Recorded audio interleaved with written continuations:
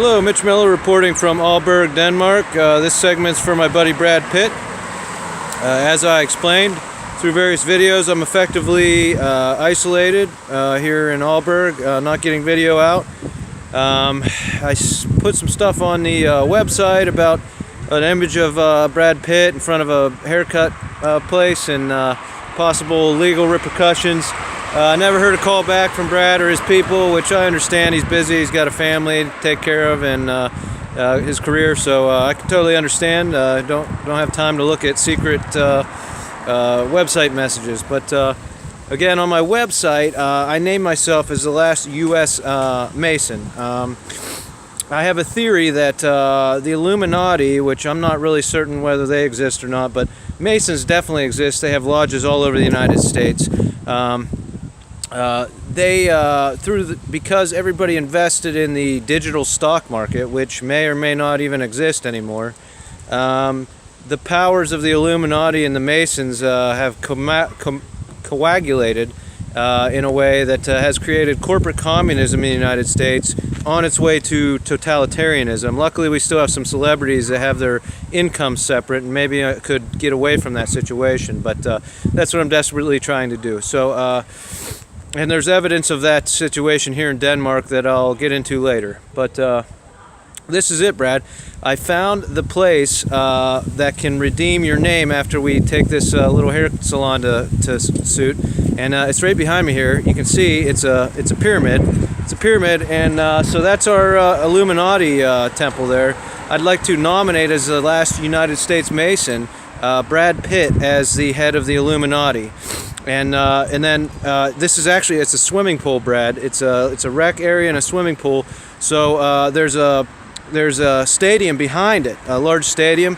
So I was thinking, you get some rock and rollers in there, raise some funds. We can fund this place. I can go in, make sure there's no microphones or anything like that in there. We start flying some celebrities in, build a legal team, and just get in there and just start chatting and talking and let the Illuminati chat. Now, as a Mason, I can't go in there. I can go in and make sure there's no microphones in there. You guys can talk about whatever you want, though, and hire some Danish lawyers to renegotiate your contracts, is what I was thinking. It'd be great fun for the whole community, and I think it's pretty much perfect. But again, as to the isolation situation, I just want to make a point.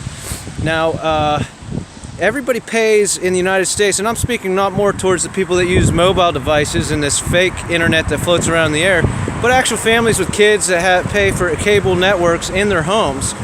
You pay $100 a month to this cable network, which was run years ago. It takes nothing to update or maintain that fiber optic network. The only thing they're doing is putting new crazy technology in through their cable boxes. I mean, HD has been around for 5-10 years. It's not getting any better, okay? So you're basically paying $100 a month. You're paying $1,200 a year for a tax that doesn't even go to celebrities. It's just a tax by the cable network. It's pure profit for them. And you pay for that because you want internet, and then people like me go out and get isolated in foreign countries because you can't even have freedom of speech. I mean, where is modern society's brain right now, okay? So, again, like I said, I named myself the last U.S. Mason because Masons, that secret society, that ancient society, they were supposed to be vigilant for this very situation. And in my opinion, they have not been.